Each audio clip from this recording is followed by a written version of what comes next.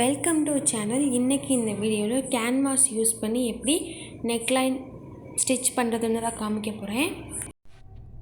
இப்போது 2.25 அகலம் எடுத்துகிட்டு ஒயரை 5 இன்ச்சு எடுத்துகிட்டு ஒரு கோடு மாதிரி போட்டிருக்கேன். இதில் அப்படியே நான் இப்போ நமக்கு என்ன கழுத்து டிசைன் வேணுமோ அதை வரைஞ்சிக்கலாம். இந்த மாதிரி நான் அப்படியே ஒரு கழுத்து டிசைன் போடுறேன். இப்போது இதை மட்டும் கட் பண்ணி எடுத்துக்கலாம். லைனிங்கில் மட்டும் கட் பண்ணியிருக்கேன், மெயின் துணியில் கட் பண்ணலை. இதை நம்ம அப்படியே எடுத்து தைக்கலாம். இப்போது கேன்வாஸ் எடுத்திருக்கேன். ஃபஸ்ட்டு கேன்வாஸை வைக்கிறேன். கேன்வாஸ் மேலே செகண்டாக மெயின் துணி வைக்கணும். மெயின் துணி இப்போது மேலே வெளிப்பக்கம் பார்த்துருக்கு. வெளிப்பக்கம் தைச்சா வெளியே தெரியக்கூடிய அந்த நல்ல பக்கம் துணி இருக்குது, அதுக்கு கீழே நான் கேன்வாஸ் வச்சுருக்கேன்.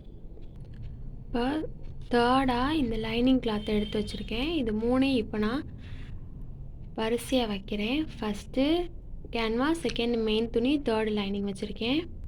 இப்போது கீழே கேன்வாஸ், மெயின் துணி இப்போது வரிசையாக அடுக்கிட்டேன்.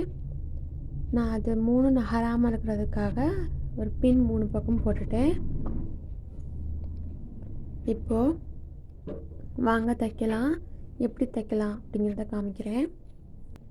இப்போது 1/4 இன்ச்சு கேப்பில் இந்த லைனிங்லேருந்து 1/4 இன்ச்சு இந்த பக்கம் இப்படியே தைச்சிக்கிட்டே வரணும். இந்த இடத்துல அதே மாதிரி இந்த இடத்துல குத்தி இப்படி திருப்பணும்.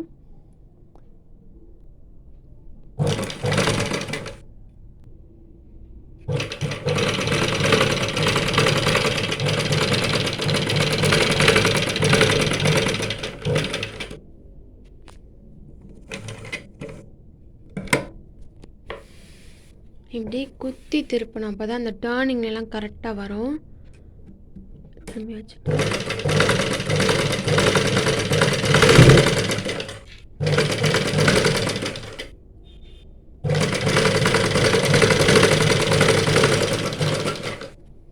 இப்போது இந்த மாதிரி தச்சு இப்போ எடுத்திருக்கேன்.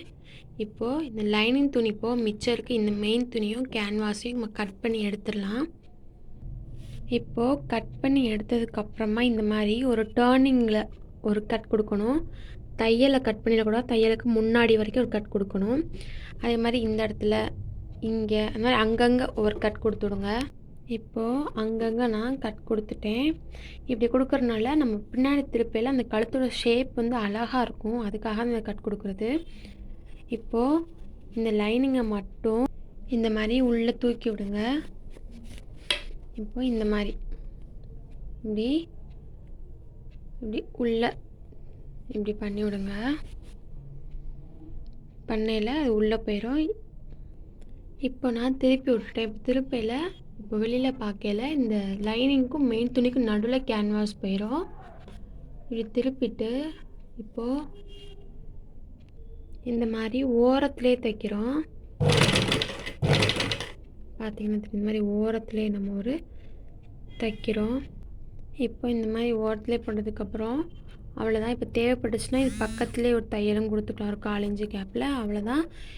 கேன்வாஸ் வச்சு எப்படி கழுத்து தைக்கலான்றதை பார்த்தாச்சு. இதுக்கு இந்த மெத்தடை யூஸ் பண்ணி ப்ளவுஸுக்கும் சுடிதாருக்கும் தைக்கலாம். தேங்க்யூ ஃபார் வாட்சிங்.